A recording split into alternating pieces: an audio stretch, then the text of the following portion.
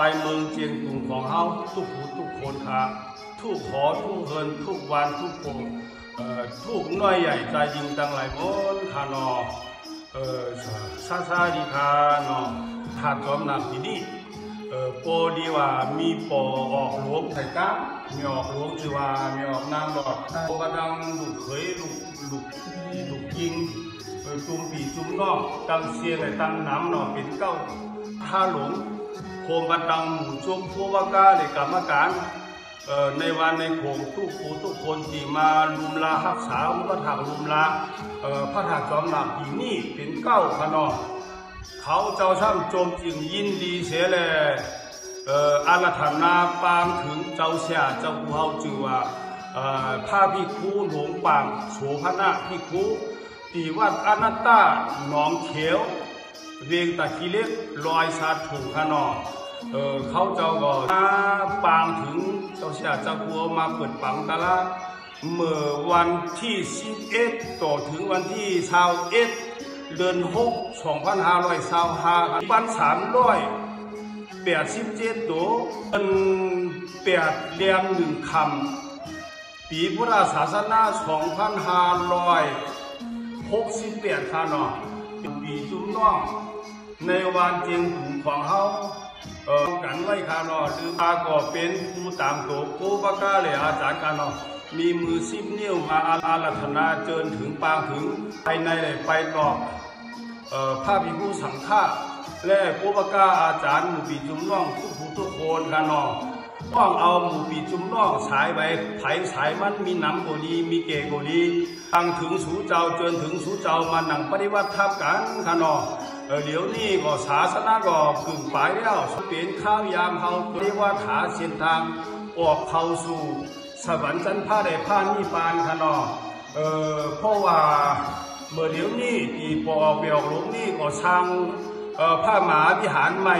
มีใจจุ่มจึงยินดีเลยใครปอมีจุ่มน้องเจ้าพุทธศาสนาทุกผู้ทุกคนใครมีบุญติบเข้าสู่สวรรค์ชั้นฟ้านี่ปานเหมือนตังเซงขนอถึงสู่เจ้าทุกผู้ทุกคนอย่าไปลืมกันขนอเมื่อเฮามีเวลาที่จะมาปฏิบัติธรรมกันนี่เช่นตาสายตั้งก็บอกเก่าไปแล้วเดี๋ยวห่างเฮียนเอาผ้าห่มโพนนอน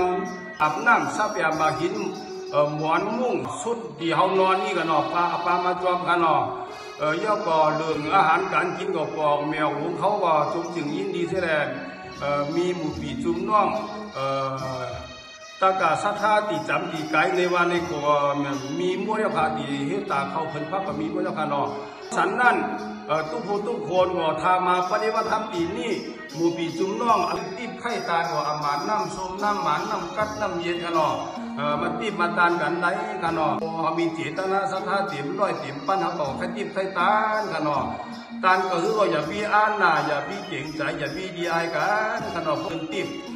นางหือเลยเฮาเจ้าค่ะอัมบาปมีปีน้องดูหลานผู้เสียวไต้ก็มาพึกกันก็เลยค่ะมาพึกกันตัวขนมน้ำเก๋ๆของบินช่างค่ะมาเกี่ยวต้นจำต้นจินตัวมานั่งตัวก็เลยค่ะเนาะอันตีฟันเปิดเขาก็ต้องไว้อย่าไปลืมค่ะเนาะแทนกำถึงค่ะลืมติดสร้างค่ะวันที่11ถึงวันที่21ในระหว่าง11วันค่ะเนาะเดือน6 ตุลาคม 2525ค่ะเนาะถ้าว่าว่าเดินกะลานี่มันง่ายดีค่ะทุกคนก็สาธุอนุโมทนาค่ะเนาะมีพ่อแม่พี่น้องเป็นลูกเป็นหลานก็มาอย่างตัวมานั่งตัวมาจินตัวมาหูตัวมาหันตัวอะไรค่ะที่สุดนี้ขอให้พ่อแม่พี่น้องชาวพุทธศาสนาอะไรอยู่ลีกินหวานก้าอ่องไขมันกัดยันขึ้นอะไรเป็นเจ้าเก่งเงินได้คำอะไรกินตีบนอนตีบอะไรตายตาตีบอะไรหนุ่มตีบอะไร